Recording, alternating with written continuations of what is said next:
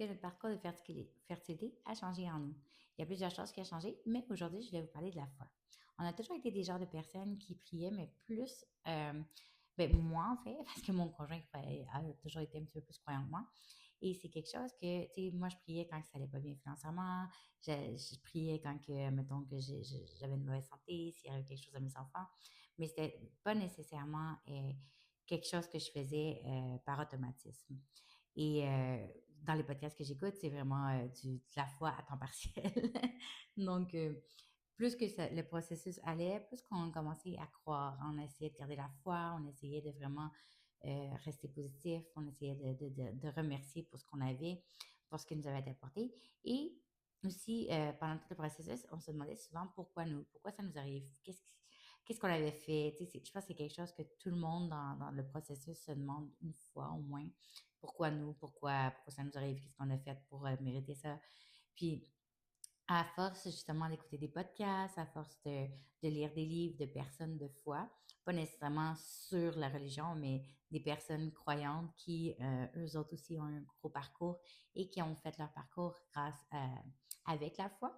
Donc, ils disent que, tu sais, c'est pas nécessairement facile non plus. C'est sûr que le stress est toujours là, il y a toujours l'angoisse, mais de garder la foi aide un petit peu plus aussi à espérer, à garder l'espoir, à continuer, à essayer de voir un peu plus de positif. Donc, c'est quelque chose qui a changé vraiment beaucoup au cours des dernières années dans nos vies.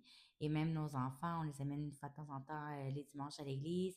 On voit vraiment ce que ça leur amène aussi. Eux autres aussi sont un peu plus, pas positifs parce qu'ils sont toujours positifs, mais on voit, tu sais, le bonheur qui règne un petit peu plus. C'est des choses vraiment qu'on a aimé inculquer dans nos vies et on lit de plus en plus de livres sur le développement personnel. On écoute plus de podcasts des gens croyants, on écoute plus de films un petit peu plus là-dessus, sur la foi, sur la religion. C'est des choses que nous, on aime vraiment beaucoup.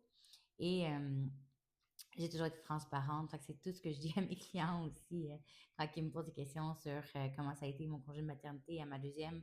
Tu sais, je leur dis vraiment que ça a amené vraiment plus dans notre foi, dans notre religion, dans nos gratitudes, dans la façon de voir les choses. Tu sais, on se dit, admettons, tu sais, c'est sûr que le trafic, c'est quelque chose que tout le monde déteste. C'est quelque chose qui fait sacrer plusieurs. Et nous, maintenant, la façon de voir, c'est OK, tu sais, on est en retard à cause du trafic, mais tu sais, le fait qu'on soit en retard, ça va peut-être nous éviter un accident.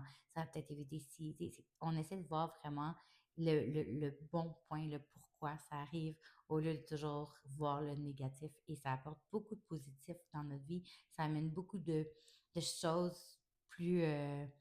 Plus positive, ça nous amène plus de, de reconnaissance, plus qu'on est reconnaissant, plus qu'on fait nos gratitudes le matin, on dirait que plus de bonnes choses nous arrivent, plus de choses qu'on souhaitait, que pouf, tout d'un coup, on l'a quand ça faisait des années qu'on attendait après ça.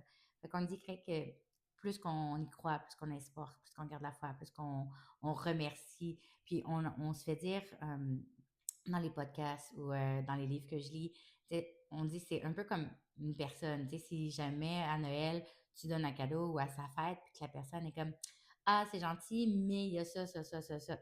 Ah, tu sais, c'est gentil, mais il manque la petite porte rouge. Ah, oh, c'est gentil ton cadeau, mais tu sais, j'aurais aimé mieux autre chose. Ça te donne moins envie de donner à cette personne-là que quelqu'un qui est vraiment reconnaissant pour ton cadeau. Mais dans la vie, peu importe tes croyances, c'est la même chose. C'est moins que tu es reconnaissant, plus que tu dis des choses négatives, plus que les gens ont, ben, l'univers, ou peu importe ta croyance, a moins envie de t'amener ton positif. Parce que si tu es toujours reconnaissant, tu remercies, plus la vie va vouloir te donner des choses qui vont te donner le goût de remercier.